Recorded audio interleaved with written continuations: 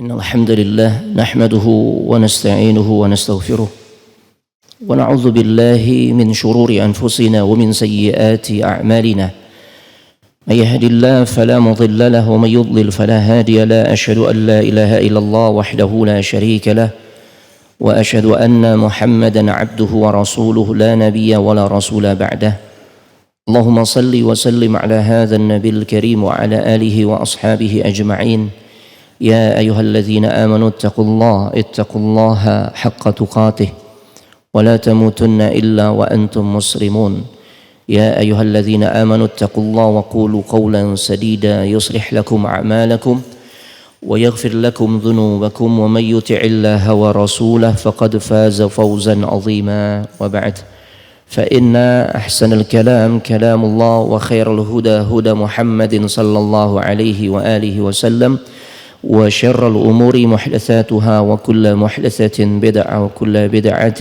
ضلالة وكل ضلالة في النار أما بعد أيها الإخوان والأخوات في الله أعزني الله وإياكم. Para ikhwan dan juga akhwat, saudara-saudariku, jamaah salat zuhur Masjid Raya Cipinang Muara, yang mudah-mudahan kita semua senantiasa diberikan limpahan rahmat, keberkahan dan juga kemuliaan dari Allah Subhanahu wa ta'ala.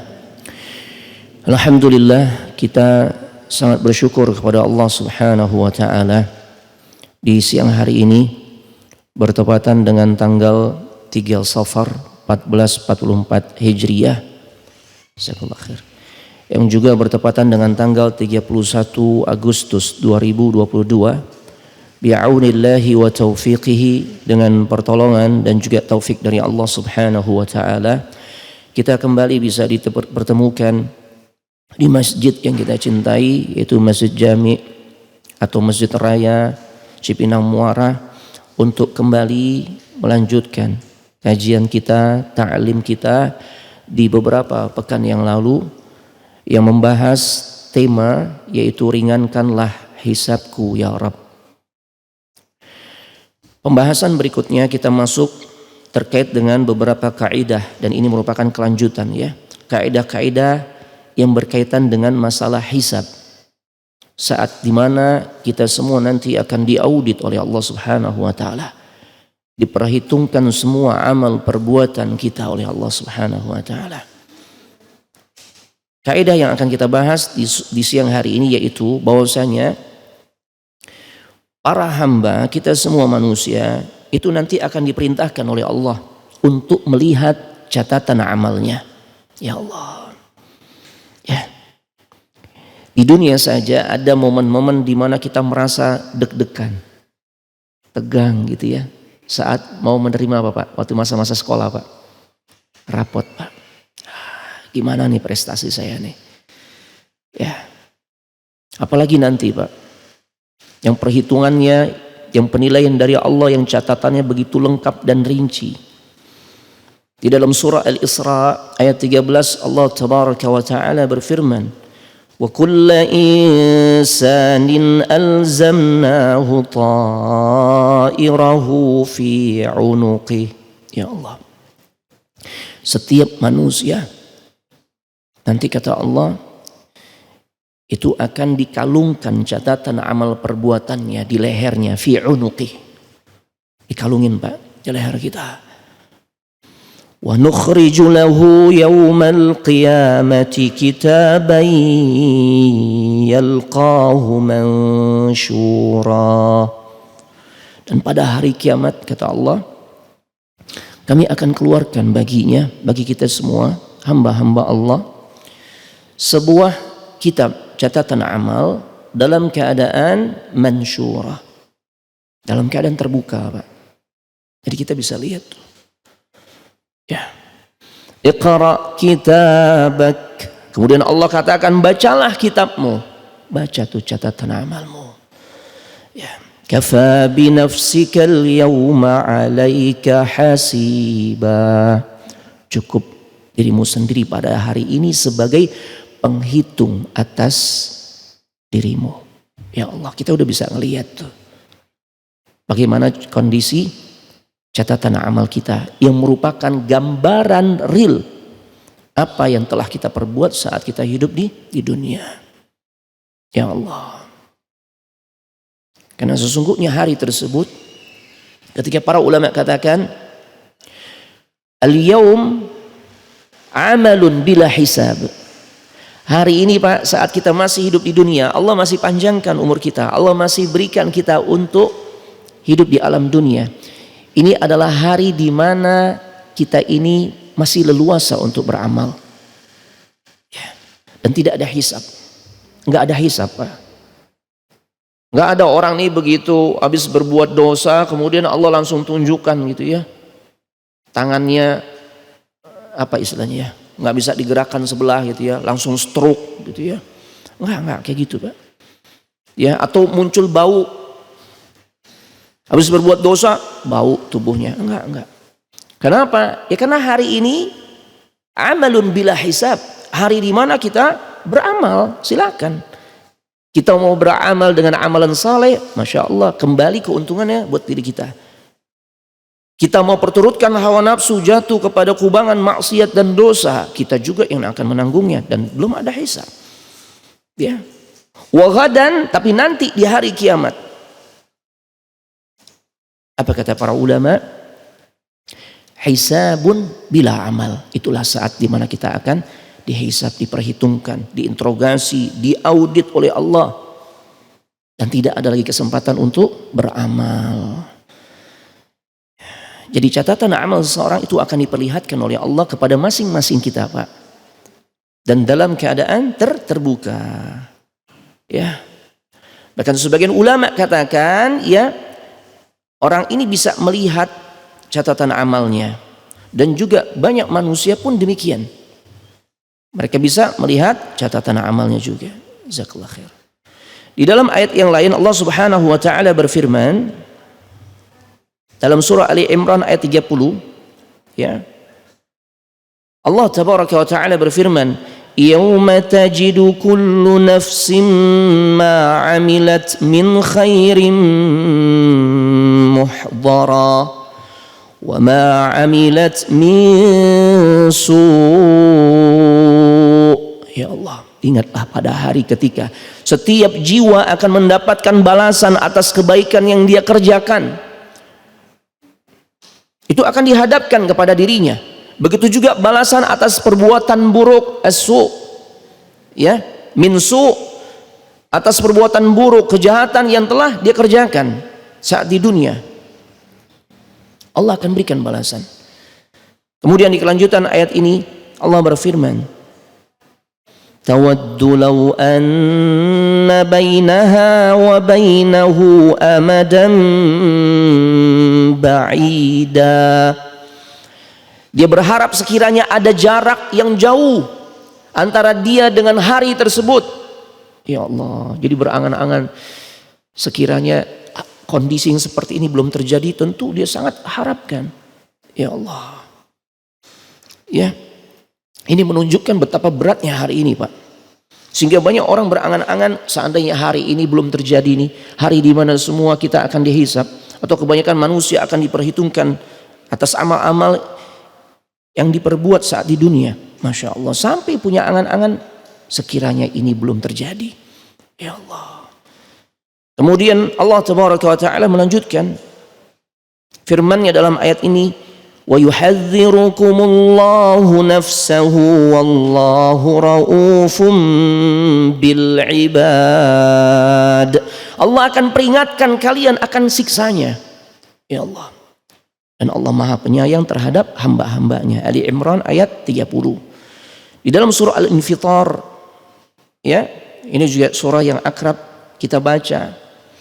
Ya, Allah Subhanahu wa taala berfirman, alimat nafsum ma qaddamat wa akharat. Maka setiap jiwa itu akan mengetahui apa yang telah dia kerjakan dan apa yang telah dia lalaikannya. Ya Allah. Makanya penting kita untuk bermuhasabah. Ya, agar kita bisa memperbaiki apa saja kelalaian-kelalaian yang sudah kita lakukan dan coba kita untuk perbaiki, Pak. agar nanti pada saat diperlihatkan catatan amal kita nih, mudah-mudahan andai pun itu tetap diperlihatkan tapi tidak memiliki konsekuensi adanya hukuman. Ya. Ini baru diperlihatkan catatan amal nih. Makanya terjadi khilaf Pak, di kalangan para ulama, dan ini menjadi bahasan yang Masya Allah sangat bermanfaat, dan ini menjadi satu di antara tema yang diangkat oleh Syekh Saleh As-Sindi ketika beliau akan meraih gelar doktoralnya, gelar doktornya, ya, saat beliau menulis disertasi untuk meraih gelar doktor. Masya Allah. Tema yang beliau angkat adalah berkaitan apakah orang-orang yang telah bertobat kepada Allah, ya, orang yang sudah bertobat kepada Allah, itu catatan amalnya bagaimana? Apakah masih tetap akan diperlihatkan atau dihapus? Ini dikaji oleh para ulama, di antara beliau nih Syekh Saleh As-Sindi. Ini ulama yang sering datang ke Indonesia Pak, memberikan muhadharahnya, kajian-kajian ilmiahnya, dan beliau juga punya majelis di Masjid An-Nabawi. Fadhal kalau umrah mampir Pak. Cuma tidak ada terjemahannya ya, berbahasa Arab. Nah, yang faham bahasa Arab fadhal di majelisnya beliau, Masya Allah. Ya, taib. Beliau katakan terjadi khilaf di kalangan para ulama. Apakah catatan amal manusia tuh saat di dunia, khususnya berkaitan dengan dosa yang pernah dia perbuat, itu terhapus atau tidak di saat orang itu sudah bertaubat kepada Allah, dia udah istighfar, dia udah taubat. Nah, pendapat pertama mengatakan, ya, kalau orang udah taubat, maka catatan amal dari perbuatan dosanya pun akan dihapus bersamaan dengan konsekuensi dari dosanya yang juga tidak akan dia alami. Mereka berdalil Pak, di antaranya ya dengan surah Hud ayat 114. Ya, Allah berfirman, Innal hasanati yudhibnas sayyiat. Sesungguhnya perbuatan-perbuatan baik, al-hasanat, perbuatan baik yang kita kerjakan tuh Pak, ya, itu akan menghapus kesalahan-kesalahan. Dzalika dzikra lidzakirin. Itulah peringatan bagi orang-orang yang selalu mengingat Allah. Dengan sebab perbuatan baiknya, taubat baik ya? Baik. Itu termasuk ibadah tuh. Bentuk ibadah adalah at-taubah. Ya. Makanya di antaranya ketika Syekh Muhammad Ibn Shalih Al-Utsaimin mensyarah kitab al-usul as-salasah, beliau jabarkan tuh min anwa'il ibadah, di antara bentuk-bentuk ibadah yaitu al-inabah atau at-taubah, taubatnya seseorang kembali ke jalan Allah. Ya Allah. Makanya para ulama sebagian mengatakan terhapus. Ya. Kemudian dalil penguat lainnya dari sunnah, dari hadis Nabi sallallahu alaihi wasallam yang terdapat di dalam Sunan At-Tirmidzi. Ittaqillaha haitsuma kunt. Ittaqillaha haitsuma kunt. Bertakwalah engkau kepada Allah dimanapun engkau berada. Wa atbi'is sayyi'atal hasanah tamhuha. Dan iringilah perbuatan-perbuatan dosa, perbuatan-perbuatan buruk yang kita kerjakan dengan berbagai macam kebaikan. Karena perbuatan yang baik inilah yang akhirnya bisa menghapuskan kesalahan atau dosa-dosa kita. Masya Allah. Dalil yang ketiga, ya, yang menjadi penguat, sebagian ulama mengatakan orang yang sudah bertaubat catatan amalnya itu sudah dihapus. Ketika Nabi bersabda, at-taibu minadz-dzambi kaman la dzambalahu. Orang yang telah bertaubat dari dosanya itu seperti orang yang tidak berbuat dosa. Ya. Orang yang telah bertaubat dari dosanya itu seperti orang yang tidak memiliki dosa. Pendapat kedua, ini ternyata pendapat jumhur Pak. Pendapat yang kedua, ini pendapat jumhur. Di antara disebutkan oleh Al-Imam Ibn Rajab Al-Hambali di dalam Jami'ul Ulum wal Hikam. Ya, bahwasanya catatan amal buruknya masih tetap ada. Yang dihapus hanya hukumannya. Kita dosa, mau dosa kecil, dosa besar, Ya, catatannya masih ada, tapi yang dihapuskan adalah hukumannya. Sebagai konsekuensi dari keadilan Allah ketika menggelar persidangan. Tetap tuh Allah catat. Ya Allah. Naam. Jadi catatannya tidak terhapus, hukumannya yang Allah hapuskan. Ya. Mereka pun berdalil, Pak. Ini pendapat kedua ini dan ini pendapat jumhur, Pak. Ya. فَمَنْ يَعْمَلْ مِثْقَالَ ذَرَّةٍ خَيْرًا يَرَهُ. Barang siapa yang mengerjakan kebaikan sebesar zarrah sekalipun. Kemarin kita udah bahas penafsiran dari para ulama. Makna zarrah itu ukuran apa, Pak? Seperti anak semut. Atau ada sesuatu yang lebih kecil dari semut. Hah?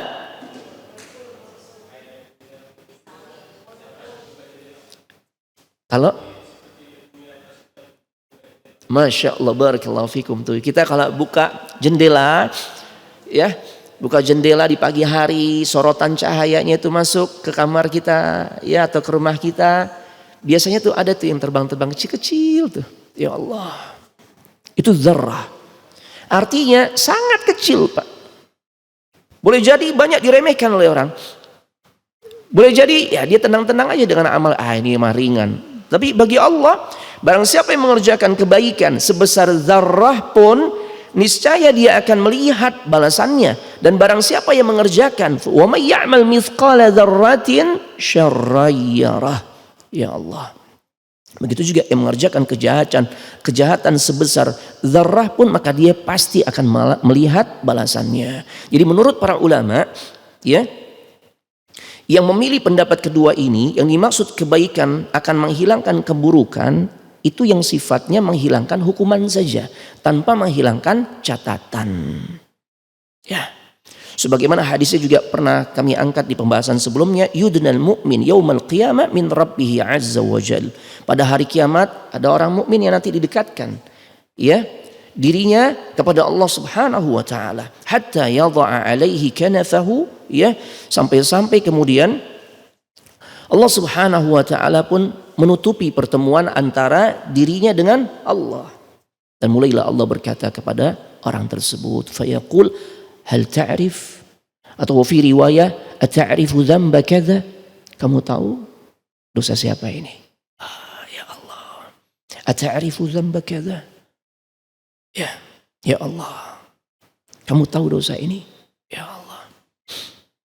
Ya Rabb. Sampai kemudian orang ini berkata, a'rifu ya Rabb. Aku tahu ya Allah, itu dosaku ya Allah. Ya. Naam. Saat orang ini sudah mengira dirinya akan binasa, maka Allah berkata, satartuha 'alaika fid dunya. Bukankah aku udah tutupi, ya, kesalahan-kesalahanmu saat di dunia? Terlalu banyak yang aku sudah tutupi, dosamu, aib-aibmu. Wa ana aghfiruha lakal yaum, maka hari ini aku ampuni semuanya. Ya Allah. Ya.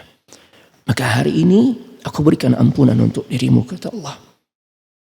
Fayu'ta sahifata hasanatihi. Nah, di kelanjutan hadis ini, maka Nabi SAW menjelaskan, lalu orang mukmin ini diberikan catatan amal baiknya. Ya.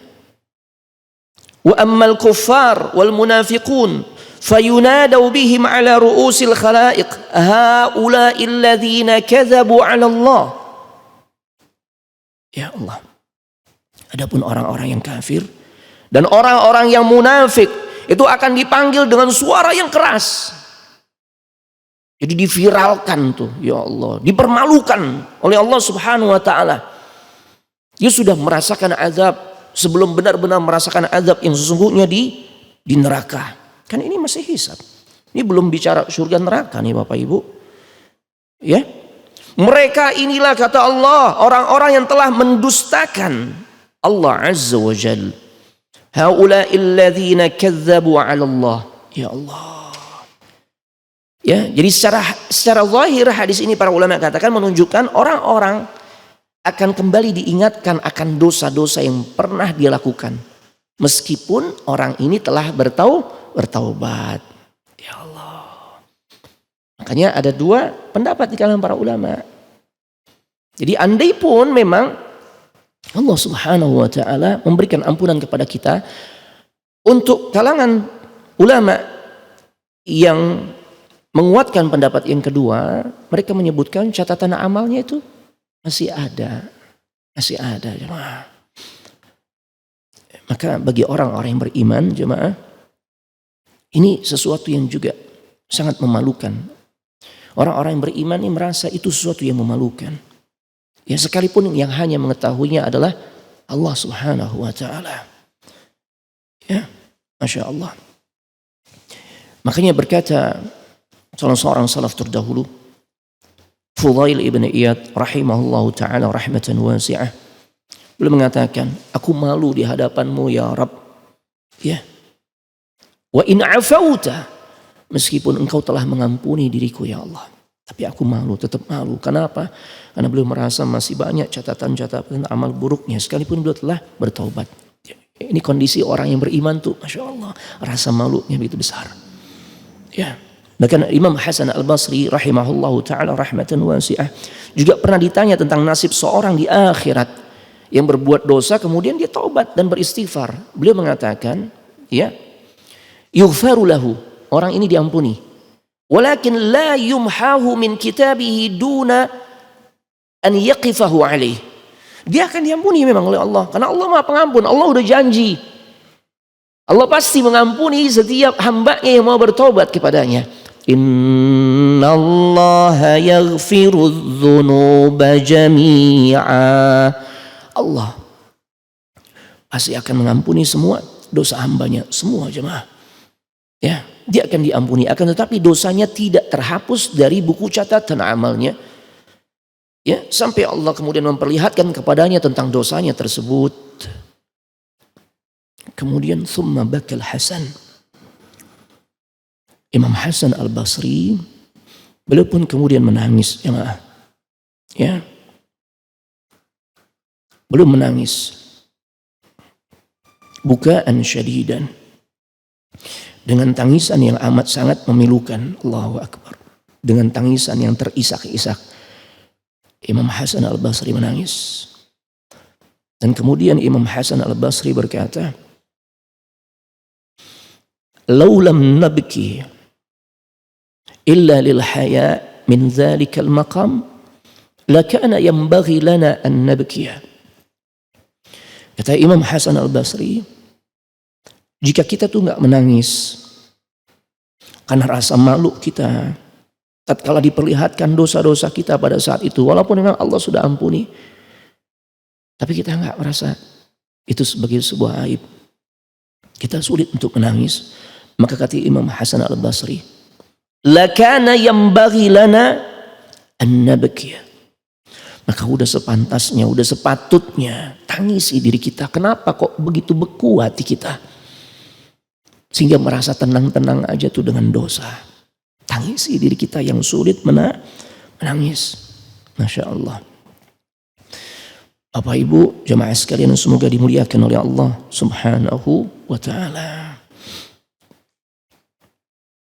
Kita lanjut.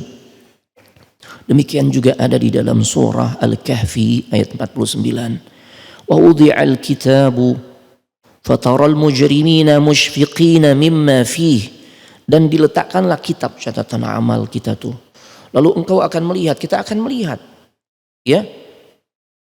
Lalu engkau akan melihat orang yang berdosa merasa ketakutan terhadap apa yang tertulis di dalamnya. Oh ya Allah. Wa yaqulun, dan mereka berkata, ya wailatana ma li hadzal kitab. Maka mereka berkata, betapa celakanya kami. Ini kitab model apa ini? Kitab apa ini? Sampai sebegitu rincinya, la yughadiru saghiratan wala kabirah illa ahsaha. Enggak ada catatan yang tertinggal sedikit pun, sekecil apapun, ada secara lengkap. Baik yang kecil ataupun yang besar, tercatat semuanya begitu rinci, begitu detail, begitu rapi. Ya Allah. Wa wajadu ma amilu hadira wa la yadhlimu rabbuka ahada. Dan mereka dapati semua apa-apa yang telah mereka kerjakan itu tertulis. Ya Allah, semua tertulis. Dan Rabbmu tidak menzalimi seorang pun. Ini nggak mungkin tuh, yang kita nggak perbuat Allah catat. Atau yang amal soleh kita perbuat gitu ya, walaupun kecil, ada kotoran di masjid, mungkin ada botol atau ada gelas air mineral sisa diminum oleh jamaah, udah habis, masih tergeletak, kita ambil, kita buang ke tempat sampah. Ini kan remeh, nggak mungkin Allah nggak tulis. Allah tulis, apalagi amal-amal besar. Begitu juga dosa-dosa kita, mau kecil mau besar, sirran wa alaniyah, tersembunyi apalagi yang terang-terangan, semua akan tertulis di dalam buku catatan kita. Sampai-sampai ya banyak orang berkata, ya wailatana ma li hadzal kitab. Betapa celaka kita ini semua. Betapa celakanya kami, kata dia. Kitab apa ini? Ya Allah. Ya. Nah. Kemudian tentang saksi kita sudah bahas di pekan sebelumnya. Berkaitan dengan kaidah berikutnya, bagaimana cara perhitungan pahala dan amal di saat kita dihisab. Bagaimana perhitungan pahala dan dosa, maaf. Ya, ini jemaah. Ini seharusnya kita coba manfaatkan sebaik-baiknya. Pahala kebaikan, pada hari itu Allah akan lipat gandakan. Dari sejak sekarang ini Allah lipat gandakan 10 kali lipat. Itu minimnya. Yang paling minim jemaah. Man jaa bil hasanati falahu 'asyru amsalihha. Ya Allah, dalam surah Al-An'am ayat 160. Barang siapa yang berbuat kebaikan, maka dia akan mendapat balasan 10 kali lipat dari amalnya. Luar biasa. Satu kebaikan, ganjaran pahalanya 10 kali lipat. Wa man jaa bis sayyi'ati fala yujza illa mithlaha wa hum la yuzlamun. Tapi enggak sebaliknya, barang siapa berbuat kejahatan, justru dibalas oleh Allah seimbang dengan kejahatannya. Enggak ada pelipat gandaan. Maka kata Allah, maaf, mereka sedikit pun tidak dizalimi, tidak dirugikan jemaah. Dalam sebuah hadis Nabi katakan, amal saleh yang kita kerjakan atau ibadah yang kita kerjakan atau ketaatan yang kita lakukan, itu ganjaran pahalanya minimal, ini merinci ayat surah Al-An'am ayat 160. Minimal ibadah atau amal saleh yang kita kerjakan itu mendapatkan 10 pahala kebaikan. Sampai berapa? Sampai berapa? 700 kali lipat. Rata-rata, itu rata-rata ya. Ya Allah. Itu rata-rata. Bahkan ada yang lebih dari itu. Yang 100.000 kali lipat ada. Seperti saat kita berada di Masjidil Haram. Salat sekali di sana seperti kita melaksanakan salat 100.000 kali di Masjid Raya Cipinang Muara dan masjid-masjid lainnya. Ya, ada yang 1000 kali seperti salat di Masjid Nabawi. Masya Allah. Bahkan ada juga Pak, yang nilai ganjarannya Bapak Ibu itu 1 juta kebaikan akan Allah berikan buat kita. Ada yang tahu gak? Ibu-ibu kayaknya tahu nih. Tahu gak Bu? Amalan seseorang yang ketika dia lakukan itu ganjaran keutamaannya 1 juta kebaikan. Kutiba lahu alfi hasanat. Lihat, dicatat baginya 1 juta pahala kebaikan. Apaan Bu? Bu? Ana tanya ibu kenapa nih? Karena ini aktivitas yang ibu-ibu sukai. Baca doa masuk pasar. Tuh kan tuh. Oh gitu kan. Hobi Bu ya. Ke pasar ya. Belum tahu Bu ya. Ini anak kasih tahu tambahan ilmu. Ziyadatul ilm. Ya. Man dakhala ila suq, siapa yang masuk ke pasar kemudian dia awali dengan baca doa. Udah hafal belum? Ini dia masalahnya. Shoppingnya suka, doanya belum hafal, jangan. Atau kita yang punya aktivitas cari nafkah di pasar, fadhol. Cari nafkah silakan.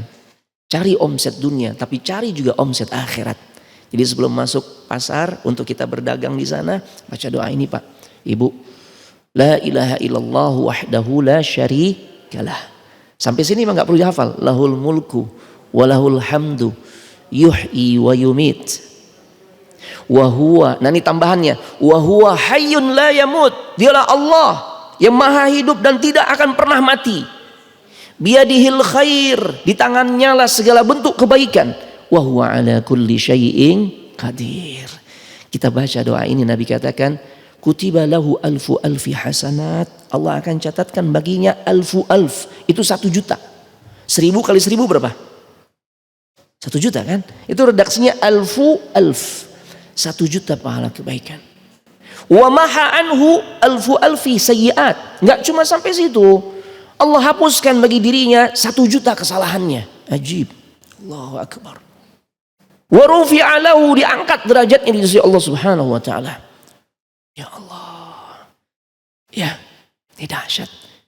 Tapi tetap ya, jangan jadiin hobi. Kalau bukan karena urusan penting, ya hobi shopping. Tetap, karena Nabi dalam satu kesempatan mengatakan, seburuk-buruk tempat yang ada di muka bumi di mana? Tuh, pasar. Faham ya? Jangan jadi dalil, oh berarti hobi anak shopping bener nih tat. Ini. Enggak, nih maksudnya untuk mengimbangi. Karena orang tuh kalau masuk pasar, ini sebagian ulama, sebagian kalangan meragukan tentang hadis ini. Tapi dibahas oleh Syekh Salim Al-Id Al-Hilali. Syekh Salim bin Id Al-Hilali yang mensyarah kitab Riyadhus Shalihin. Beliau berikan syarah tuh panjang lebar tentang hadis ini. Kelihatannya aja nih gampang nih untuk dapat keutamaan sebegitu besar ya. Tapi prakteknya susah, Pak. Bener-bener. Orang kalau udah masuk pasar apa yang diingat? Ya belanjaan dunia udah. Coba aja ibu-ibu nih masuk pasar, udah dicatat tuh yang mau dibeli apa, listnya udah ada, oh ada 15 list. Ternyata begitu masuk pasar bukan 15, 30 yang dibeli. Ya, orang jarang ingat Allah saat masuk pasar, jarang ingat Allah. Dan di pasar kenapa dikatakan seburuk-buruk tempat? Terjadi sumpah atas nama Allah untuk berdusta. Wallahi ini barang anak ori, ini impor punya nih, masya Allah. Ternyata produk Tanah Abang, pakai wallahi. Syuf, di mana terjadi? Di pasar. Aurat yang terbuka, senandung syaitan. Ini bahasanya ulama nih. Apa tuh? Musik. Di mana yang kita dapatkan? Mudah kita dapatkan? Pasar. Ya Allah. Makanya kalau orang masih mengingat Allah di saat dia berada di satu tempat yang dimana orang tuh kebanyakan lalai dari ingat Allah, makanya pantas Allah kasih ganjaran yang luar biasa. Ini kelihatannya aja gampang, ya, tapi prakteknya susah. Artinya gini Pak, ini kalau kita mau mencoba mengkalkulasi, kita kan sering tuh pakai logika ya, walaupun tidak melulu segala sesuatu harus dengan logika. Naam. Orang-orang Mu'tazilah yang sekarang diwakili oleh orang-orang liberal itu gaya beragamanya, cara beragamanya kan mereka mengedepankan akal di atas wahyu, di atas dalil. Ya. Naam. Jadi jadikan akal ini sebagai ya sarana untuk semakin kita tunduk patuh kepada Allah, merenungkan ayat-ayat Allah, bukan ngacak-ngacak hukum Allah. Itu yang terjadi di kalangan Mu'tazilah yang sekarang ditunjukkan oleh orang-orang liberal. Ya. Coba Pak kita berhitung nih. Ini perhitungan Allah nih sebenarnya sangat tidak berimbang. Kebaikan minimal pelipat gandaannya 10 kali. Itu kan? Itu di Al-An'am ayat 160 dan tadi hadisnya sudah Anda bacakan tuh. Sudah Anda sampaikan. Masya Allah beserta contoh-contohnya.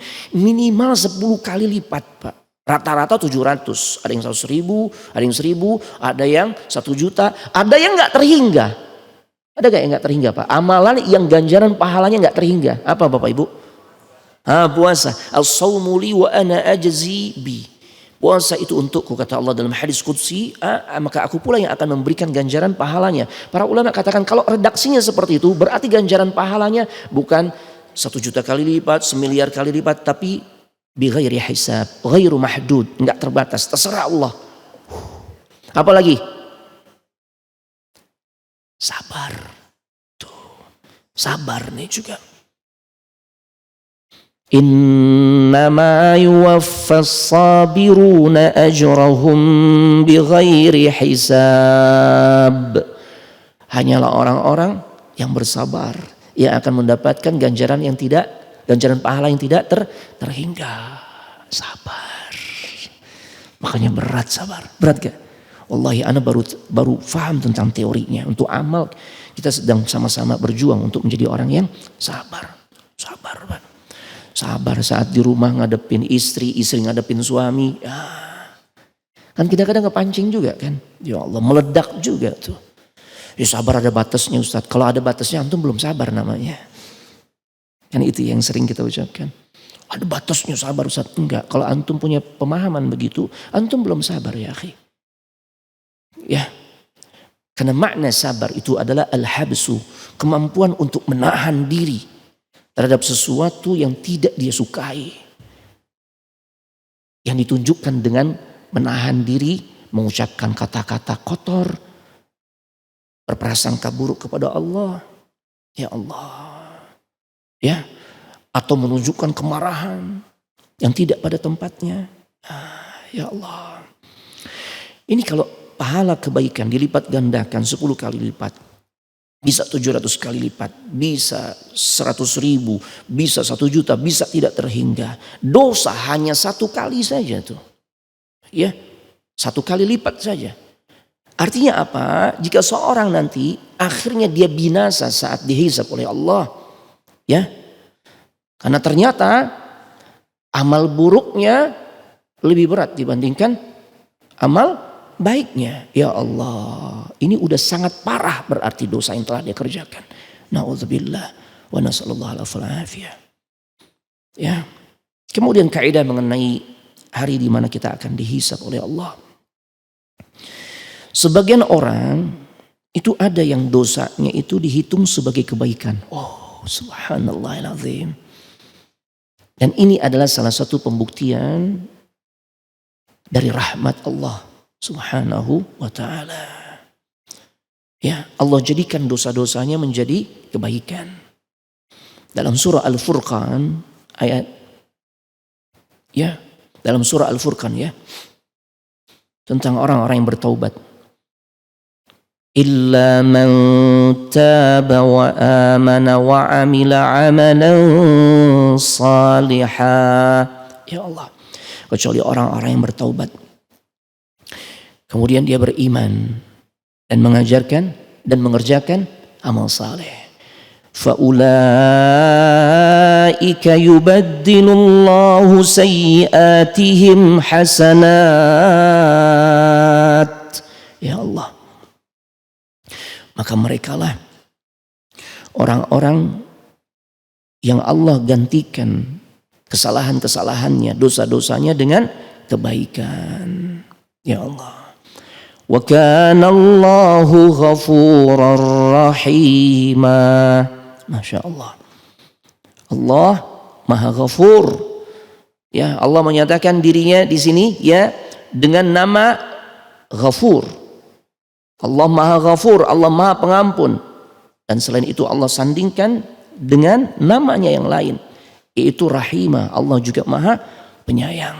Ya Allah. Ini luar biasa. Taib, sebentar Bu, ini kayaknya ada salah cetak ya. Ana cek dulu. Taib, apakah surah Az-Zumar? Al-Furqan ternyata. Nah, di sini ada kesalahan cetak dari kitab yang ana baca ya. Surah Al-Furqan. Nah, ayat ke-70 Bu. Al-Furqan ayat ke-70. Ya Allah. Allah ganti tuh. Dosa-dosa seseorang, kejahatan-kejahatannya diganti dengan kebaikan. Ya Allah. Buat siapa? Buat yang mau bertaubat. Ya dahsyat Pak. Makanya agar kita bisa diringankan hisab kita. Sebagaimana tema kajian kita di siang hari ini.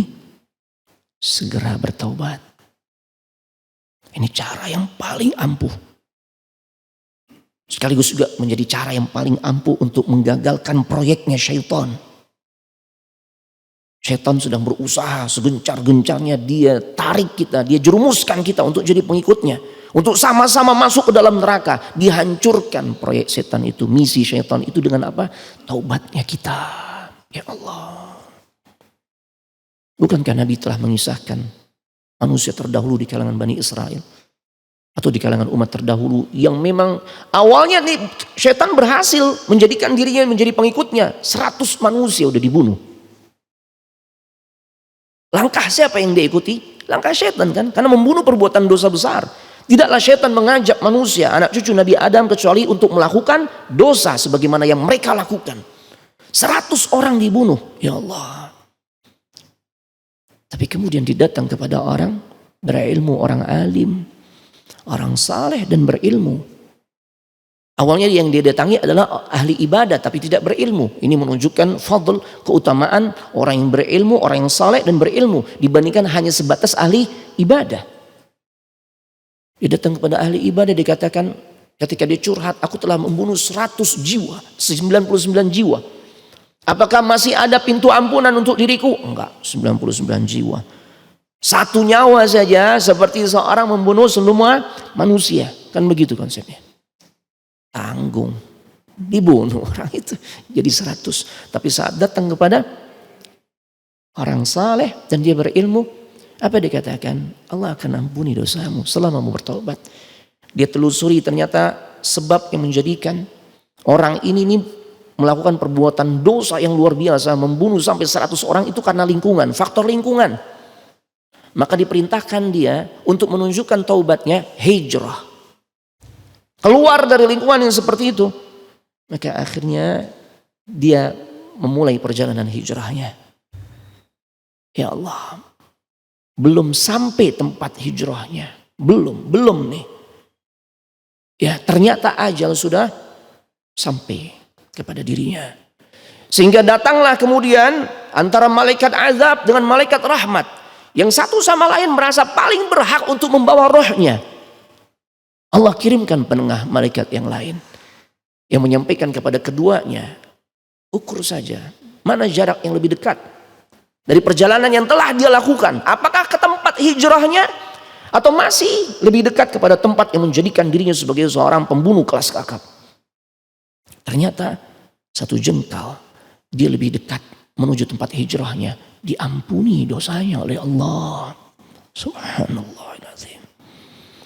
Ya. Taubat jemaah. Subhanallahirrahmanirrahim. Makanya taubat ini adalah kewajiban yang terus menerus selalu ada pada diri kita. Selama kita belum menemui kondisi di mana Allah nggak terima taubat kita.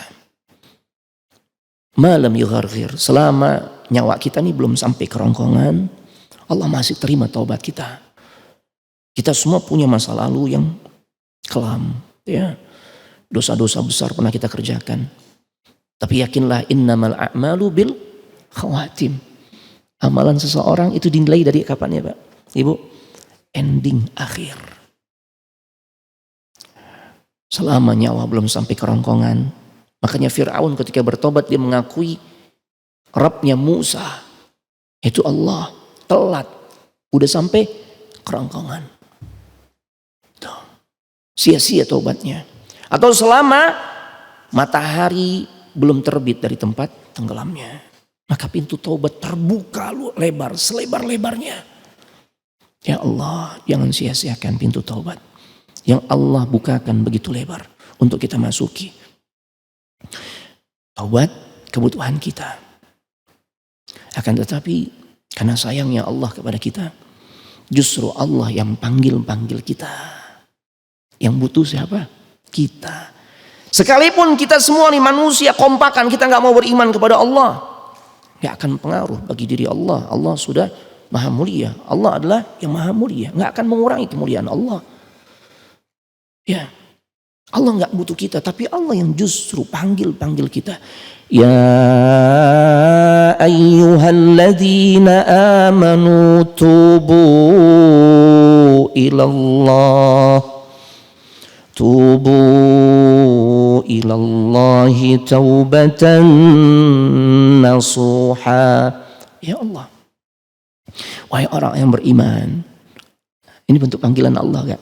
Surah Allah. Allah yang panggil-panggil kita. Wahai orang-orang yang beriman. Bertobatlah kalian kepada Allah. Ya, dengan taubat yang sebenar-benarnya.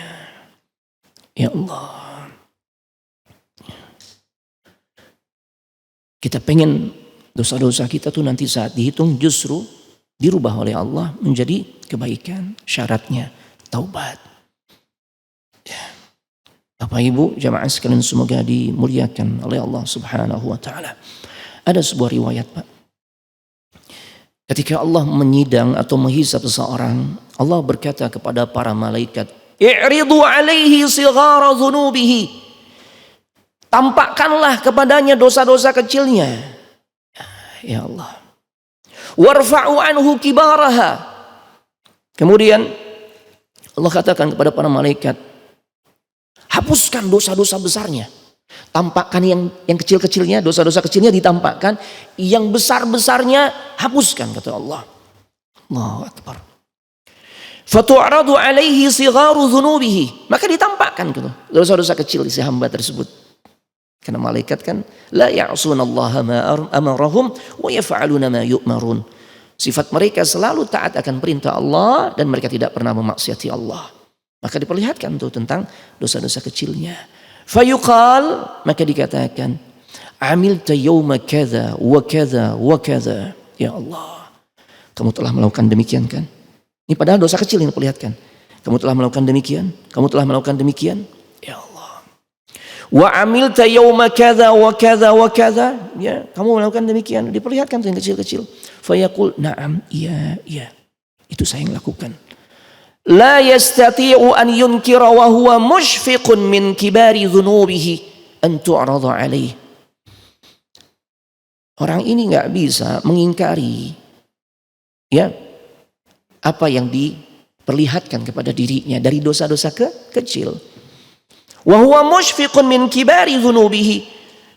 Dan pada akhirnya musyfiq, dia tuh benar-benar berharap belas kasihan dari Allah, ya. Ya Allah. Naam. Kemudian dia sangat berharap belas kasihan dari dosa-dosa besarnya, ya, yang diungkapkan atasnya.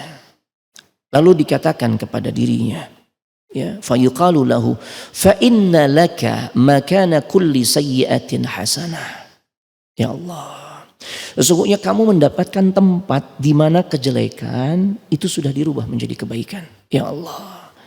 Fayaqul, dan orang ini kemudian merespon, dia berkata kepada Allah, Rabbi, Rabbku, qad amiltu asya'a la araha hahuna. Wahai Rabbku, aku telah melakukan satu perbuatan dosa yang mana aku enggak melihatnya, ya Allah, dalam catatan amal ini. Ya. Dia sangat gembira dengan kabar yang Allah berikan kepadanya, dosa-dosa besarnya diganti dengan kebaikan. Saking gembiranya dia juga minta kepada Allah agar dosanya yang lain tuh diubah menjadi kebaikan. Padahal jangankan dosa besar, dosa kecilnya aja tuh diampuni oleh Allah. Ya, maaf, jangankan dosa kecil, maaf, dosa besarnya saja tuh sudah diampuni oleh Allah. Apalagi dosa kecilnya. Makanya dia berharap dosa kecilnya itu diampuni oleh Allah. Ya, Masya Allah. Dia berharap dosa-dosa kecilnya itu dirubah menjadi kebaikan. Padahal tadi Allah sudah jelaskan. Dosa besarnya itu hapus. Ya Allah, apalagi dosa kecilnya. Apa kata para ulama? Ini kegembiraan yang akan dirasakan oleh sebagian orang. Ya, tatkala dosanya dirubah menjadi kebaikan. Sampai-sampai Nabi ketika mengabarkan hal ini beliau tertawa. Fadhahika, ya Allah. Jangankan dosa kecil, dosa besarnya saja itu sudah menjadi sebab taubatnya Allah ampuni, Allah terima dan dihapuskan dosa-dosanya. Ya Allah, ya Rabb. Bapak Ibu jamaah sekalian semoga dimuliakan oleh Allah Subhanahu wa taala. Kita lanjutkan tentang apa saja sih hal-hal yang nanti kita nih bakal dihisab oleh Allah. Perbuatan-perbuatan apa saja? Hal-hal apa saja yang nanti kita bakal dihisab oleh Allah. Ya. Yang pertama tentang amal perbuatan. Secara umum semua perbuatan kita. Fa wa rabbika lanas'alannahum ajma'in. Maka demi Rabbmu, kami pasti akan tanyakan mereka semua. Ya, amma kanu ya'malun, tentang apa yang telah mereka kerjakan dahulu di dunia. Al-Hijr ayat 92 dan juga 93. Masya Allah. Semua amal kita akan dihisab. Kemudian dirinci oleh para ulama. Ya intinya sih semua, cuma ada perincian lewat dalil. Di antaranya, hati-hati Pak, dosa syirik. Ini Allah pasti akan mintai pertanggungjawaban. Allah akan hisab. Kesyirikan, apakah syirik besar ataupun syirik kecil. Allah berfirman dalam surah Al-Qasas ayat 62. Wa yawma yunadihim fayaqulu ayna syurakai alladhina kuntum taz'umun. Dan ingatlah, kata Allah, pada hari ketika Allah menyeru mereka, ini orang-orang yang melakukan kesyirikan ya Pak. Dan Allah berfirman, di mana tuh sekutu-sekutuku yang dahulu kamu sangkakan bisa memberikan rizki, melancarkan dagangan, ya, melanggengkan cinta, ya, membuat seseorang berkarisma, menyembuhkan penyakit dan sebagainya. Itu kan hal-hal yang menjadikan seorang itu jatuh kepada kesyirikan. Ya Allah, Allah tanya hari itu Pak. Ya. Di mana tuh raja-raja yang dulu disimpan, ditempel di dinding-dinding rumah, di atas kusen? Ya Allah, Allah bakal tanya tuh. Ya, di mana sekutu-sekutuku, kata Allah? Yang dulu kalian sangkakan tuh bisa memberi manfaat dan sebagainya, bisa menghindarkan madarat, iya kan? Itu raja, itu syirik Pak. Jadi kalau sekarang kita sadar, alhamdulillah Allah berikan hidayah berupa ilmu, tinggal kita amalkan. Kalau di rumah masih ada tuh raja-raja yang dilipat-lipat ketika dibuka tulisan Arab, ya. Tapi orang Arab aja susah bacanya. Dibuat bolak-balik dan dikasih logo bintang macam-macam deh tuh. Cabut Pak, Ibu. Karena itu kesyirikan yang nyata. Benda-benda pusaka, keriskah, ya. Atau apapun yang kita anggap dia bisa memberikan maslahat atau menghindarkan madarat, yang bisa bikin dagangan ana laris nih Ustaz nih karena mirah delima yang melingkar di jari manis ana. Hati-hati itu. Gelang bahar, apalagi? Jimat-jimat.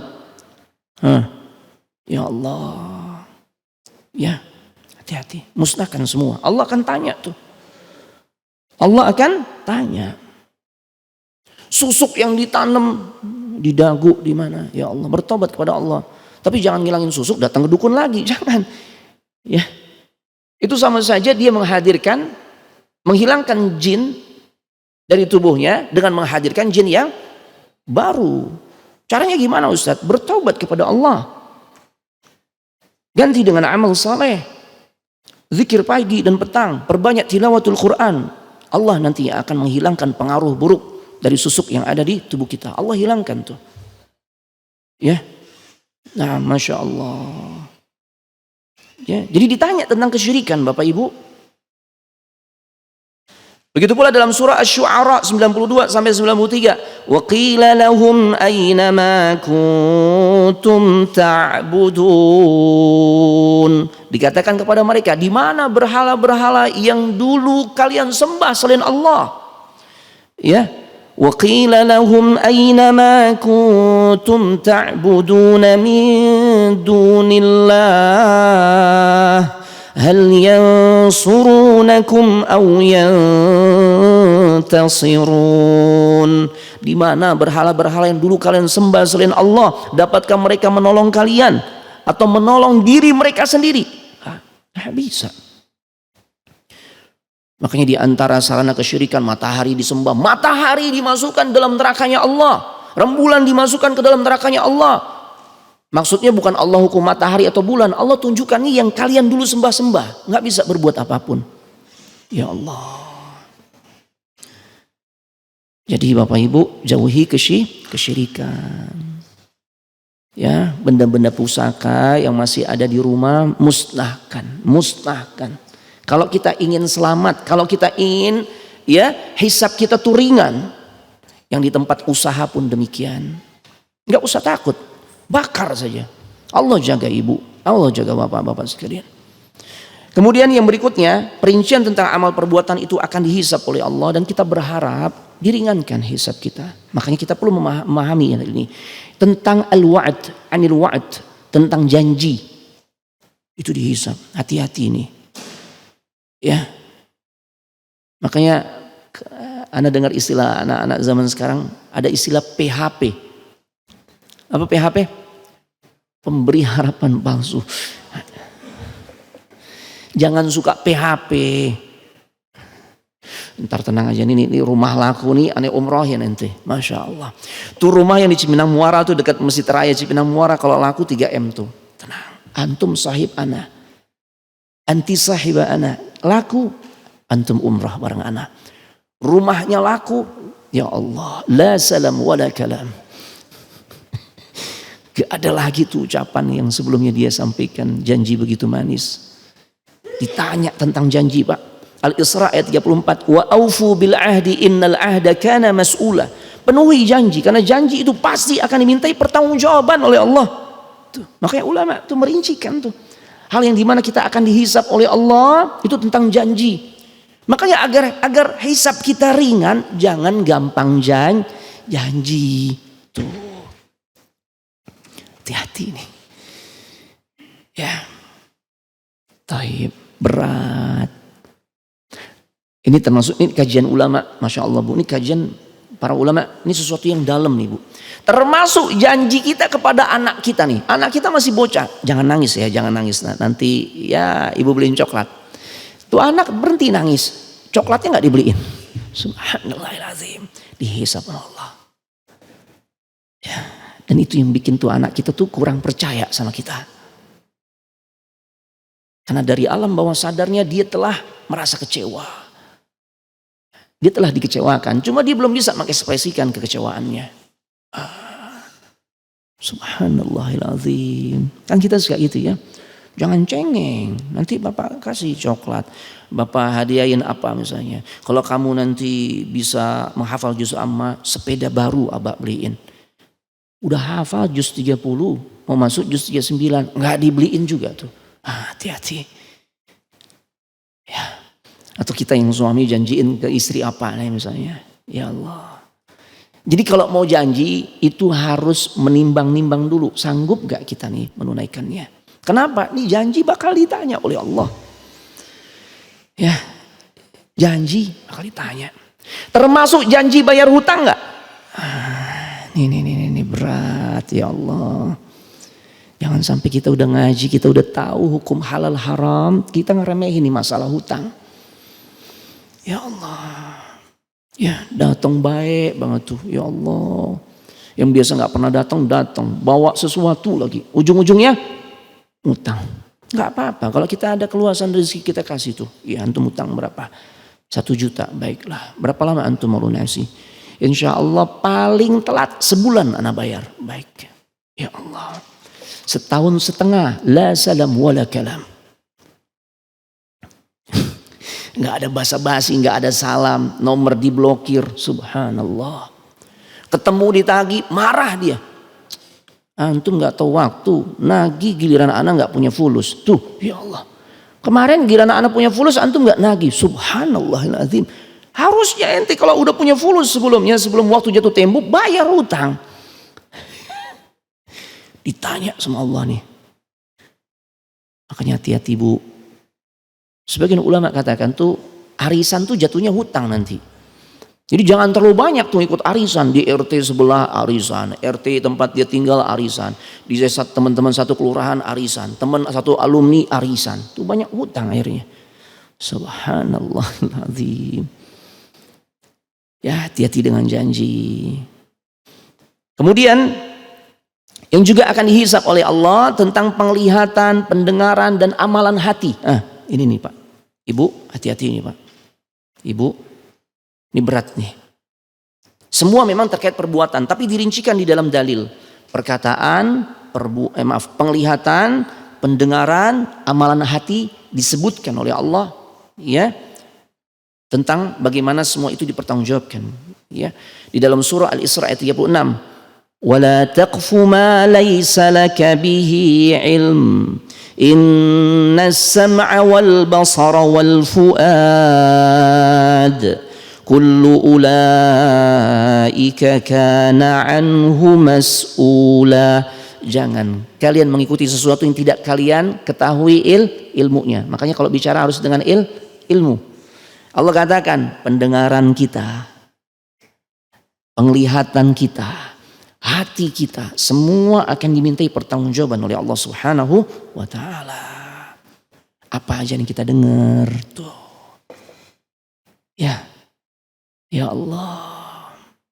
Dengerin musik nangis, baca Quran nggak nangis, dengar orang baca Quran, bacaannya masya Allah nggak tersentuh. Dengerin lagu-lagu, musik-musik nangis, dihisab oleh Allah Subhanahu Wa Taala. Ya Allah. Begitu juga apa yang kita lihat. Ya Allah. Orang zaman dulu untuk memperkecil dosanya, yang dia lakukan apa? Agar dosanya nggak numpuk. Nggak keluar rumah, kan dulu begitu Pak.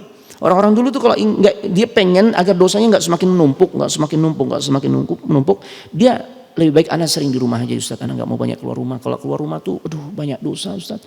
Kadang lagi di jalan ngelihat iklan-iklan, baliho-baliho, wanita terbuka auratnya dan macam-macam. Ya Allah, makanya anak lebih baik di rumah saja. Itu dulu. Berlaku nggak zaman sekarang? Karena maksiat, dosa hadir di rumah kita lewat HP. Ya, Masya Allah. Jadi penglihatan kita tuh akan dihisab oleh Allah. Dan juga hati kita. Ya, hati kita. Ya Allah. Akan dimintai pertanggungjawaban tuh. Suudzon ini amalan hati ya. Hasad, iri, amalan hati ya. Amalan hati. Allah mintai pertanggungjawaban. Allah akan hisab, Allah akan perhitungkan. Begitu juga amal baiknya. Tawakal, amalan hati. Ikhlas, amalan hati. Ridha, amalan hati. Ya Allah. Ya. Kemudian kita ditanya tentang nikmat. Ini berat Pak. Tentang nikmat. Nikmat Allah banyak. Allah katakan, wa in ta'uddu ni'matallahi la tuhsuha. Jika kalian mencoba menghitung-hitung nikmat Allah, maka niscaya nggak akan pernah kita bisa menghitungnya. Saking banyaknya. Para ulama tafsir sebagian menjelaskan nikmat Allah yang kayak gimana sih yang nggak mungkin kita bisa menghitungnya. Apakah manusia atau bangsa jin, mereka berkumpul, gabung, mencoba ngitung-ngitung nikmat Allah, la tuhsuha, nggak akan bisa kita menghitungnya. Sebagian mufassir mengatakan nikmat yang Allah berikan kepada kita yang kita rasakan padahal kita nggak minta. Itulah nikmat yang nggak mungkin kita bisa menghitungnya. Ya Allah. Benar itu Pak. Anda renungkan benar. Wallahi benar. Nikmat Allah yang nggak mungkin kita bisa menghitungnya adalah saking banyaknya nikmat yang Allah kasih ke kita, Allah berikan ke kita padahal kita nggak minta. Ya, coba aja deh. Yuk kita merenung. Ada gak yang semalam ya sebelum tidur doa sama Allah. Ya Allah, jadikan keadaanku besok hari tanggal 31 Agustus 2022 atau 3 Safar 1444 Hijriah dalam keadaan masih bisa membuka kedua mata, masih bisa menggerakkan kedua tangan, masih bisa melangkahkan kedua kaki, jantung ini masih bisa berdetak ya Allah, paru-paru bekerja dengan baik, nafas plong nggak berat ya Allah, ya aliran darah lancar, otak berfungsi dengan baik, otot-otot, persendian, tulang-tulang dan semua metabolisme tubuh kita bekerja dengan baik. Ada di antara kita yang minta sama Allah serinci sedetil itu? Ada? Nggak ada. Kita doa yang paling minim saja untuk ya kita baca saat sebelum tidur sering bablas, udah capek tat. Apalagi minta seperti permintaan yang Anas gambarkan tadi serinci itu nggak mungkin. Bismikallahumma amutu wa ahya aja sering lewat tuh. Apalagi minta dengan doa yang sedetail itu. Detik ini kita berada di Masjid Raya Cipinang Muara. Bukankah ini bukti nyata Allah kasih semua itu? Sesuatu yang sebenarnya kita nggak minta sama Allah. Benar gak? Iya. Ya Allah.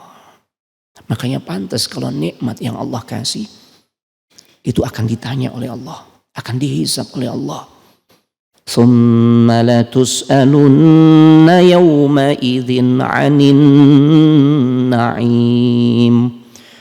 Kemudian kalian semua akan benar-benar ditanya pada hari ya di mana semua kenikmatan akan dimintai pertanggungjawaban. Ya Allah. At-Takatsur ayat 8. Ini Nabi bacain Pak ketika beliau dapat nikmat. Satu hari beliau keluar rumah Pak. Di waktu siang di kota suci Madinah. Di waktu yang dimana kebanyakan manusia tuh gak keluar rumah. Kenapa? Panas. Ya, sampai sekarang begitu tuh. Kalau panas tuh orang-orang Arab di rumah. Nabi keluar rumah. Gak lama kemudian Abu Bakar keluar dalam waktu yang hampir bersamaan. Rasul tanya Abu Bakar, "Ma akhrajaka ya Abu Bakar?" Apa yang membuat dirimu keluar wahai sahabatku Abu Bakar? Ya Allah.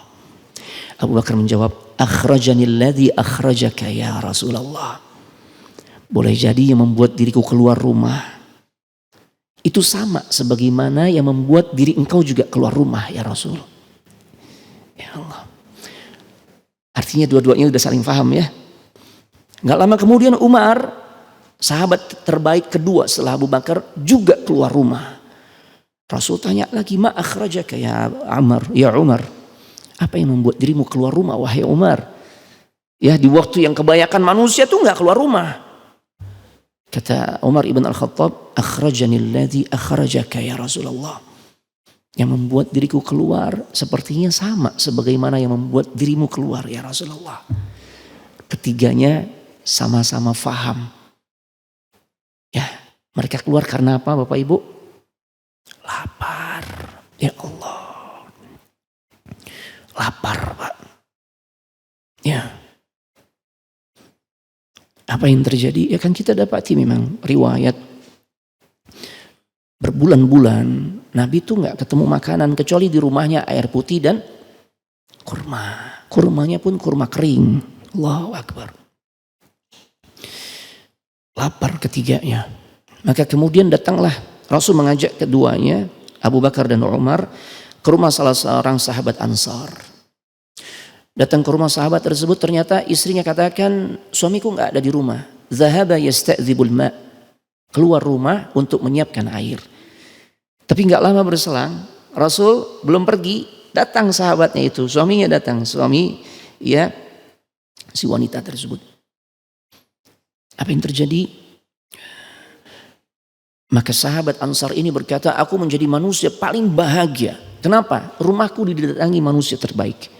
Rumahku didatangi 3 sosok orang terbaik. Rasul, Abu Bakar dan Umar." Ya Allah. Dan apa yang terjadi?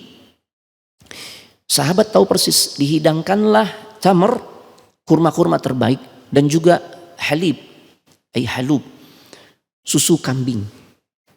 Ya, Rasul minum susu kambing, Rasul makan juga buah kurmanya. Tapi itu kalau bahasa kita apa? Makanan pembuka apa istilahnya Bu? Dessert gitu ya.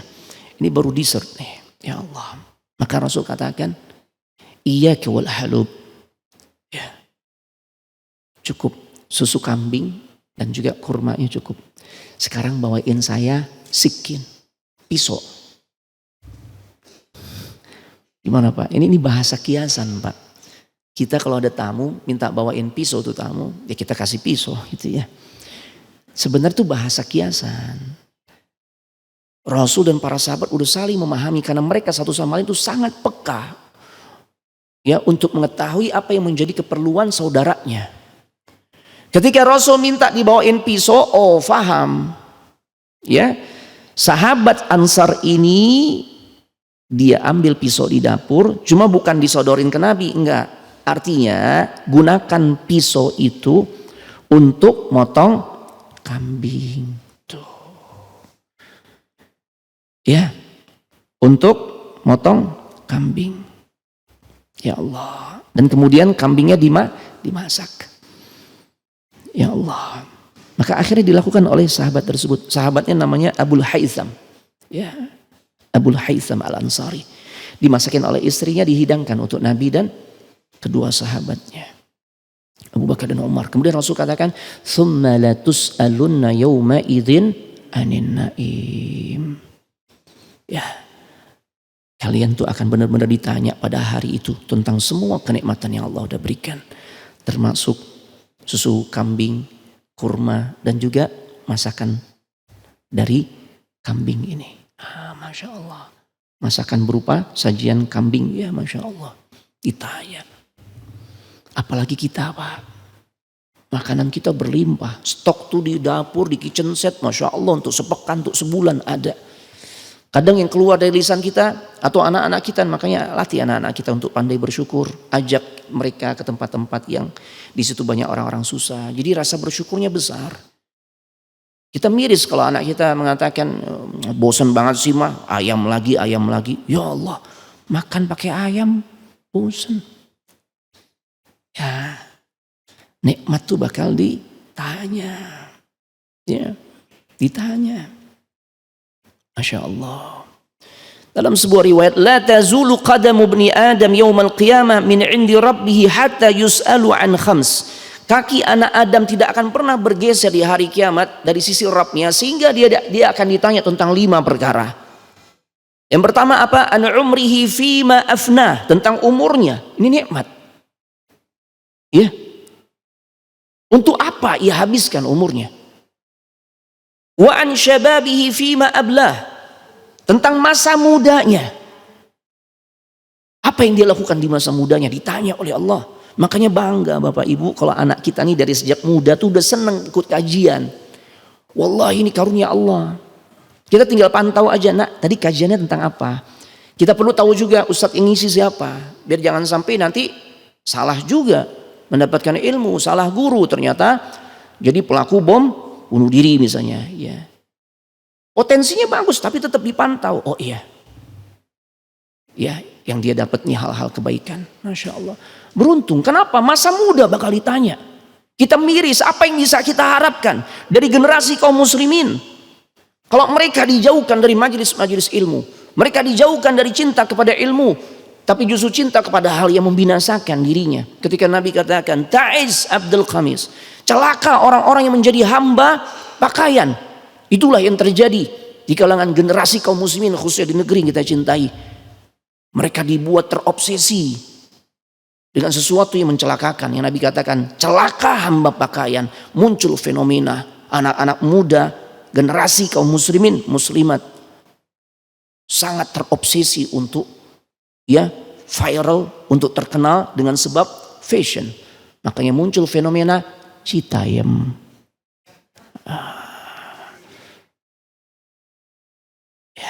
CFW, Citayam Fashion Week. Semoga tidak ada C berikutnya, Cipinang, jangan. Condet, enggak. Nah, jangan. Ya Allah, cukup, udah cukup. Ya Allah, ditanya Pak. Ditanya. Wa malihi min aina iktasabahu wa fima anfaqahu. Ini berat. Tentang harta ditanya, dari mana tuh dapat hartanya, dan enggak berhenti sampai di sini. Wa fima aina anfaqah. Wa fima anfaqah. Kemana tuh dibelanjain? Ya Allah. Beratnya harta Pak. Tentang amal perbuatan. Wa madza amila fima alima. Ya. Tentang apa yang telah dia lakukan dengan ilmunya. Dia udah tahu tapi dia nggak amalkan, ditanya oleh Allah. Ya Allah. Khusus harta. Anak titik beratkan dan ini menjadi akhir kajian kita di siang hari ini. Waktunya selesai ya. Tanya jawab, nih Anda selesaikan dulu ya. Tentang harta nih Bapak Ibu. Ya Allah. Ya. Kita akan ditanya, iya itu harta kita. Uang kita, hasil kerja keras kita. Hasil usaha Anda belasan puluhan tahun. Iya, tapi ditanya. Karena itu hakikatnya adalah titipan. Makanya beratnya tentang masalah harta ini pertanyaannya 2. Dari mana kita peroleh? Alhamdulillah Anda enggak melakukan sesuatu yang diharamkan untuk memperoleh harta Ustaz. Anda enggak ambil, Anda enggak peroleh dengan cara riba. Enggak dengan cara menipu orang. Ya, atau kezaliman lainnya atau dosa-dosa lainnya. Tidak. Harta yang Anda peroleh itu dengan cara yang dihalalkan. Tidak ada keharaman di dalamnya. Baik. Tapi yang berikutnya juga akan ditanya. Kemana harta itu dibelanjain? Ini juga nih. Kadang kita selamat dari yang pertama. Tapi di pertanyaan yang kedua nih, ini berat. Ya. Rolex yang 500 juta, yang 1 M, iya memang tuh fulus ana. Ana nggak repotin orang, iya, tapi bakal ditanya. Apakah sedekah yang kita keluarkan seberani sebagaimana atau sebesar sebagaimana yang kita keluarkan untuk membeli Rolex? Ya Allah. Ujung knalpot, ya Allah. Ana pernah dapati Ustaz, ini dalam rangka menikmati apa yang Allah berikan. Mobilnya mobil sport yang MM-an gitu ya, Masya Allah. Ujung knalpotnya itu, Masya Allah, 250 juta tuh. Oh subhanallah. Buat cerobong asap, anak bilang 250 juta. Hati-hati. Antum harus imbangi dengan sedekah. Dihisap tuh. Ustadz nih cowok mulus, Ustadz yang ibu-ibu dong gantian gitu ya. Ini kan bapak-bapak nih, Rolex, apa lagi, ujung knalpot, mobil sportnya. Ibu-ibu hati-hati tuh dengan tas yang cuma apa huruf-hurufnya sedikit, misalnya M atau MG gitu ya. Atau ada dalam sebuah kajian ibu-ibu katakan, Ustadz ini tas ana Ustadz, kalau ana meninggal jadi barang warisan ya Ustadz. Gitu ya. Bu, emang berapa harga tasnya Bu? Ini secondnya aja sekitar ya kurang lebih 250 juta Ustaz. Subhanallah. Yang benar Bu, iya Ustaz. Ini limited edition Tad. Di dunia nih terbatas tuh yang make. Di antaranya Putri Monaco. Dia bilang Masya Allah. Ana juga beli ini. Itu kisaran 175 atau 125 ribu dolar. Itu harga barunya Ustaz. Dan itu diproduksi gak banyak. Hermes atau herpes penyakit ya. Nah. Berarti Hermes, nah ya. Herpes penyakit, nah. Hermes, subhanallahilazim. Ditanya tuh. Apalagi kalau motivasinya bukan untuk menunjukkan ya rasa syukur kepada Allah atas nikmat yang kita berikan. Kebanyakan kan untuk menunjukkan status sosial. Makanya itu dia, ibu-ibu ngaji, Masya Allah bagus. Tapi jangan jadi ajang untuk saling memamerkan kekayaan.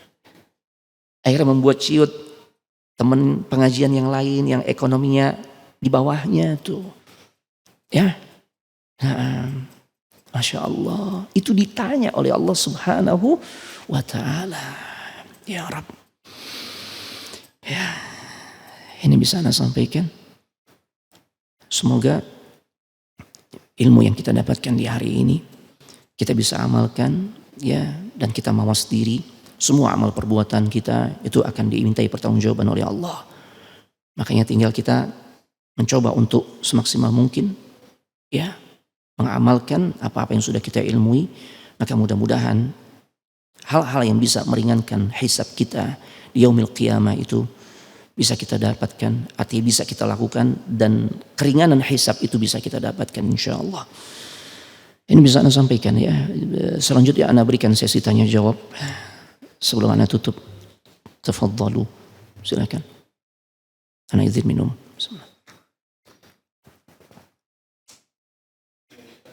Indakum soal? Ada pertanyaan Bu? Ada? Silakan, monggo Bu. Ya Allah. Ya Allah ya Rabb.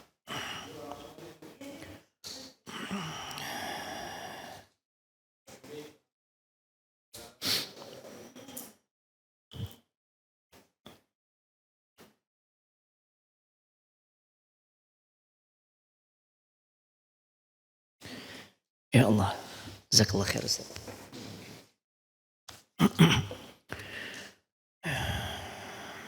Taib. Assalamualaikum waalaikumsalam.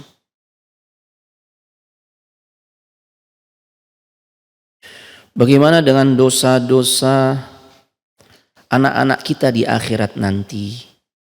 Ya. Apakah dia masih menjadi tanggung jawab kita sebagai orang tua? Nah, Masya Allah, ini pertanyaan bagus Bu. Tergantung. Apakah dosa yang dilakukan oleh anak kita ini, apalagi na'udzubillah ya kan, kalau Allah takdirkan ada orang yang belum bertobat dari dosanya mati. Mati dalam keadaan su'ul khatimah. Orang tuanya menanggung dosa anaknya gak? Kan pertanyaannya gitu ya. Nah, tergantung. Bitafsil. Dengan perincian. Perinciannya begini. Jika kita telah berupaya semaksimal mungkin sepanjang hidup kita bersama anak kita tersebut, kita kasih itu nasihat, pendidikan agama yang cukup memadai. Gak ala kadarnya, tapi benar-benar maksimal. Kita sekolahin di sekolah Islam, kita hadirkan guru, kita kasih contoh. Tapi tetap aja tuh anak mengambil jalannya sendiri. Ya, jalan yang tidak diridhoi oleh Allah sampai dia meninggalnya. Maka yang seperti ini kembali kepada apa yang Allah firmankan di dalam surah Al-Isra ayat 15. Wala taziru waziratu wizra ukhra. Seseorang tidak akan memikul dosa orang lain, termasuk orang tua kepada anaknya. Karena dia tidak ada andil dalam perbuatan dosa yang dilakukan oleh anaknya. Bukankah Nabi Nuh alaihissalam salah satu putranya yang sebagian mufassirin menyebutkan nama Kan'an, ingkar, kufur. Nabi Nuh kena hisab gak? Enggak, Nabi Nuh tuh udah maksimal. Tapi anaknya sendiri yang memilih jalan kekufuran. Nabi Nuh sudah maksimal tuh. Makanya pertanyaannya, sudahkah kita nih maksimal memberikan pendidikan, nasihat-nasihat agama, contoh-contoh yang baik kepada anak-anak kita agar selamat dunia dan akhirat itu. Kalau kita ala kadarnya sholat juga terserah lah. Ustaz udah dewasa, Ustaz udah masing-masing. La ilaha illallah. Dia mau pakai jilbab mau enggak? Ini hak asasi manusia, Ustaz. Ditanya pasti oleh Allah. Yang kayak begini pasti dimintai pertanggungjawaban oleh Allah Subhanahu wa ta'ala. Ya. Nah, yang kayak begitu pasti dimintai pertanggungjawaban oleh Allah. Di antaranya dalilnya surah Al-Ankabut ayat 13, wala yahmilunna asqalahum wa asqalam ma'a asqalihim. Ya, dan mereka benar-benar akan memikul dosa-dosa mereka sendiri dan juga dosa-dosa orang lain selain dosa mereka. Nah, ini yang kalau tidak ya menjalankan tanggung jawabnya, memberikan nasihat, pendidikan agama yang cukup. Tapi kalau dia sudah maksimal, kembali ke ayat yang tadi, wala taziru waziratu wizra ukhra. Seseorang tidak memikul dosa orang lain. Itu ya. Nah, Ustadz, kalau kita lihat YouTube di HP dosa ya, tergantung yang dilihat. Kalau yang dilihat nih kajian Masjid Raya Cipinang Muara, ada ini ya. Nah, ada channelnya tuh. Ya, ibu lihat kajian di sini, masya Allah, pahala. Tadi Ustadz bilang apa ya? Ini kan diliput nih, ada streamingnya dan juga ada liputannya. Masya Allah, ibu tonton yang seperti itu berpahala. Tapi kalau nontonnya lagi-lagi hal-hal yang sifatnya gosip, ya itu jadi ya cerai tuh ya artis yang kemarin tuh, gitu kan? Ya Allah, itu jadi dosa jelas. Ya. Nah, seperti itu. Atau ngelihat apa drakor gitu ya, drakoran mulu masya Allah.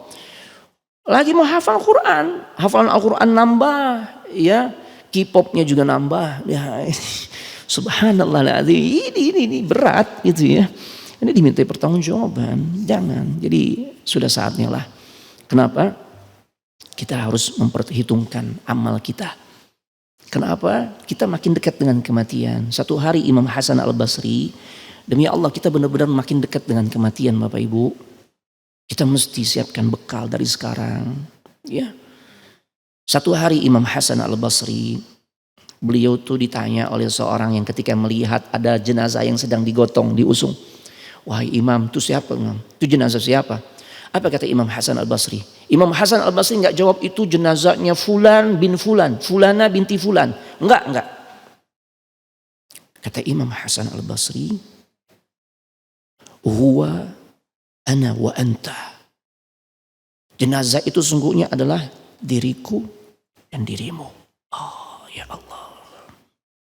Ya bena Adam, beliau katakan, wahai anak cucu Nabi Adam, innaka anta ayyam. Sesungguhnya dirimu adalah kumpulan hari demi hari. Idza dhahaba yaumuka, dhahaba ba'duka. Jika berlalu hari yang kau jalani sepanjang hidupmu, terus berlalu, maka semakin hilanglah kehidupanmu sampai engkau akan ketemu dengan satu titik yang namanya kematian. Pasti itu. Ya Allah. Makanya jadikan YouTube atau medsos lainnya sebagai sarana kebaikan. Ya. Yang kita jadikan sebagai tontonan di YouTube itu yang manfaat aja. Ya. Taib. Maka berpahala. Tapi kalau sebaliknya tentu berdosa. Ustadz, saya mau tanya, sholat jamak qasar Jakarta ke Tangerang boleh gak di jamak qasar dari zuhur ke asar? Ada dua pendapat tentang masalah menjamak dan mengqasar. Pendapat pertama, ini pendapat di kalangan mazhab Syafi'i. Syarat, kita qasar aja dulu ya, kita qasar ini yang terkait dengan masalah jazakallah khair. Ini kan kaitannya dengan safar nih. Jadi gini Bu, kalau yang berkaitan dengan safar, itu sholatnya, pembahasannya adalah qasar. Qasar itu yang diringkas. Yang 4 jadi 2. Yang 3 jadi berapa Bu? Tetap 3, apalagi yang 2, jangan dikorting. Cuma yang 4 aja ya.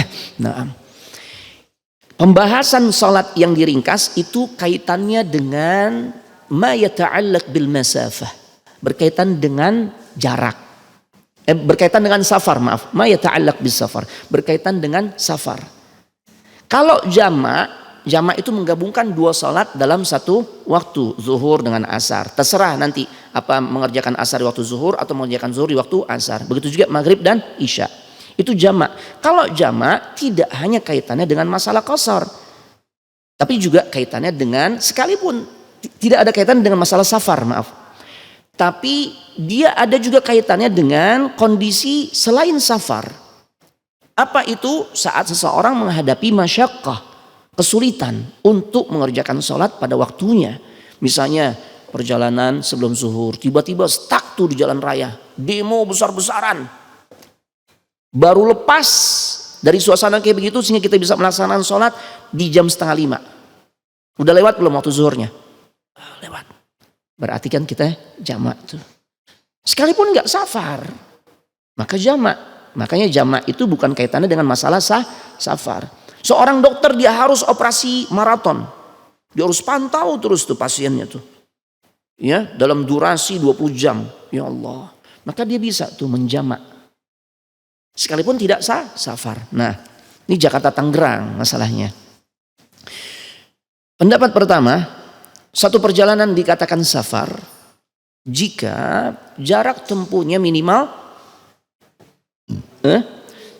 sekitar 80-an lah ya. Ada terjadi khilaf dengan para ulama, ada yang mengatakan 70-an, ada yang mengatakan 80-an atau 85. Kisaran segitu deh. Itu pendapat di kalangan mazhab Syafi'i. Artinya kalau perjalanan safar kita atau perjalanan keluar kota kita ini belum menempuh jarak sampai sejauh itu, berarti belum dikatakan safar. Ini kalau acuan kita, pijakan kita, pendapat di kalangan mazhab Syafi'i. Kaitannya dengan jarak. Sebuah safar, sebuah perjalanan dikatakan safar kalau jarak tempuhnya seminim-minimnya tadi itu. Katakanlah 80-an kilometer, seperti itu. Tinggal lihat aja nih Jakarta Tangerang gimana, kan ada speedometer. 30 belum. Itu kalau acuannya pandangan mazhab Syafi'i. Tapi kalau mengikuti pandangan mazhab atau ulama di antaranya Syekhul Islam Ibnu Taimiyah, beliau bawakan fatwa atau ijtihad, hasil ijtihad yang berbeda. Sebuah perjalanan dikatakan safar itu tidak berkaitan dengan masafah, tidak berkaitan dengan jarak. Karena memang tidak ada redaksi yang secara khusus Nabi mengatakan sebuah perjalanan dikatakan safar kalau jarak tempuhnya minimal sekian dan sekian, enggak ada. Itu ijtihad aja dengan para ulama. Ya. Terbukti Nabi melakukan perjalanan belum sampai 70 atau 80 kilometeran, Nabi sudah mengqasar salatnya. Makanya beliau mengatakan perjalanan dikatakan safar jika ya secara urf, secara kebiasaan seseorang itu dianggap dia telah safar walaupun jarak tempuhnya belum sampai batasan minimal yang ditentukan oleh kalangan mazhab Syafi'i. Sekitar 80-an kilometer kurang lebih. Dilihat dari uruf, kebiasaan, adat istiadat. Di antara barometernya adalah dia udah keluar dari batas kota. Orang-orang yang dia temui pun berbeda kulturnya. Itu di antara penjelasan para ulama. Kemudian dia pun membawa perbekalan sebagaimana yang dilakukan oleh orang-orang yang melakukan perjalanan jauh. Ya, nah seperti itu. Jadi silakan ibu mau mengacu kepada pendapatnya siapa. Ya, kalau pendapatnya Imam Syafi'i ya belum dong. Ini belum 80 kilometeran nih. Kalau Tangerang. Ya, taib begitu. Faham insyaallah. Allah yabarik fiik. Nah, Ustadz, saya punya emas udah mencapai haul dan nisab, tetapi baru membayar zakat 3 kali dan sampai sekarang emas ini tidak bertambah. Bagaimana hukumnya? Karena sekarang tidak pernah bayar zakat lagi. Ya, selama emas simpanan ibu itu tetap memenuhi batasan nisab, nilainya berapa Bu? 85 gram. Emas yang kayak gimana Bu? Ya, biasanya kalau ditanya emas, ibu-ibu nanya balik, Ustadz mau standar aneka tambang atau cikini gitu ya. Intinya emas yang 24 karat ya, emas murni. Kalau ibu memang punya tuh, ya misalnya gelangnya 2 on, ya kalung 5 on, ini kan udah lebih. Misalnya ya, itu udah kena zakat tuh. Dan zakatnya itu setiap haul. Artinya nih bagaimana hukumnya karena sekarang tidak pernah bayar zakat lagi. Ya kalau memang telah memenuhi nisab tapi nggak bayar zakat, tunaikan, keluarkan zakatnya. Karena dikaji oleh para ulama ketika seseorang bertahun-tahun dia tidak bayar zakat tapi dia bisa faham, dia tahu tentang berapa jumlah hartanya di saat dia tidak mengeluarkan zakat, dia mengqadha zakatnya yang tidak dia tunaikan di tahun-tahun sebelumnya. Makanya ibu kan kalau emas kan gampang hitungnya ya. Oh ya dari dulu emang segini nih Ustadz nih. Ya ada ya setengah kilo sih ada misalnya gitu ya. Itu dari setengah kilo 2,5%-nya. Berapa tahun ibu nggak keluarkan? 3 tahun. Kalikan aja. Ya. Dan itu pun para ulama sampai merincikan lagi bagaimana 2,5% dari nilai kapan Ustadz? Dari nilai saat jatuh tempo. Ya prediksikan kita kan bisa download nih ya.